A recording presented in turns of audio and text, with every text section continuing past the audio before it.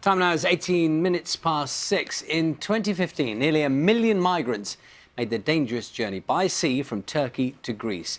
More than 10,000 are still in refugee camps, denied entry into Western Europe. However, the island of Tilos believes it has the answer. It's offered accommodation to migrants who work and integrate with the community. It's a trial that could be rolled out across the rest of Greece. Well, our Europe reporter, Gavin Lee, is on Tilos for us this morning. Morning, Gavin. It looks absolutely stunning there, but I suppose what's quite heartwarming about this story is that there's less tension almost. The community has decided to embrace those who so needed so much help. Yeah, going the other way. You know, with so many islands that I've spoken to you from, Chios, Lesvos, Samos, Leros, Kos, where you've had these tens of thousands, well, hundreds of thousands of migrants coming to the islands, but more than 10,000 staying on those islands in pretty bleak, pretty basic conditions, and still stuck there because the migration plan of Europe means they can't continue. At the moment, there's a big legal action about whether they go back to Turkey or not. This island, little known island of Tilos, very close to Rhodes, about 800 people here. The islanders saw what was going on last year and decided to invite and welcome in a small number of refugees to say, can this work? Can you integrate? Can you get jobs here? Bring your families too. And I've spent the last few days here speaking to locals, speaking to the refugees and getting a sense of how it's working. Tilos Island, 10 miles from the Turkish coast, population 800. A place where there are more goats than people. A year ago, the local mayor announced the islanders wanted to help and received refugees looking for a new life, bucking the trend of the other islands, keener to see migrants leave. It's a small but significant show of faith for this tiny island. 50 refugees selected from around Greece who are prepared to work, who are prepared to integrate, and it's mainly families, and in exchange they're offered somewhere to stay and residency here.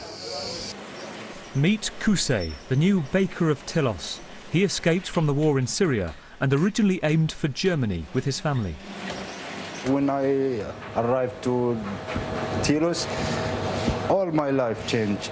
My life, and my wife now relax, and my children go to school, and people here, I think, very nice, very beautiful. Excuse me, clean room? One hotel has taken on 3 refugees, 2 as housekeepers, including Maha Baraka from Damascus, who talks of one day buying a house here. Maybe. In the Tilos refugee centre, the children have been learning Greek songs. They're singing Blow, Wind, Blow, take us to distant places.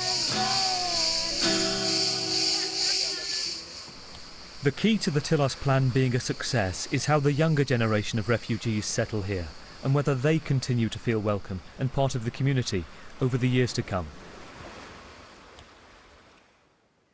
I mean, the thing that is extraordinary here as well is how quickly in 6 months some of the refugees have settled and the dreams that they talk about. One refugee says he's desperate to buy a house here, start a family. Another one has said to me that she wants to start a Syrian-Greek restaurant, the first on the island, call it the King Falafel.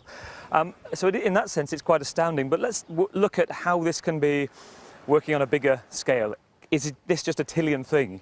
Sophia Ioannou is from SolidarityNow. I just wonder, given the reluctance of some people on other islands, given how many more people, tens of thousands on the other islands, how that is going to work on a bigger scale than this? Well, actually, what SolidarityNow tried to do is to establish the Tilos model, to see how it works in a small-scale society such as this island. So what we try to do is to see how a new coming population with a different social and cultural background can be a boost factor for the sustainable development of a local society. So this model can be duplicated in a bigger scale in other islands, of course, always according to their needs and special profile.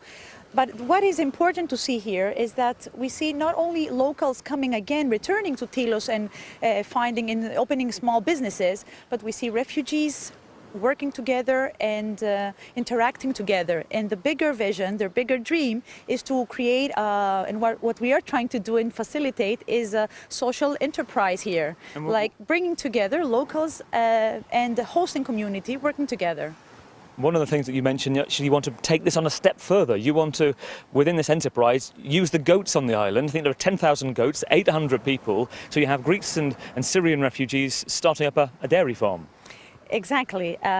Here, there's a tradition of dairy products which has been stopped for quite a while. So what we are trying to do is to enhance and encourage this new businesses on the island. So it would be I would say it's not ambitious, but it can be very easily a reality for locals and refugees. This will help also them integrate and coexist.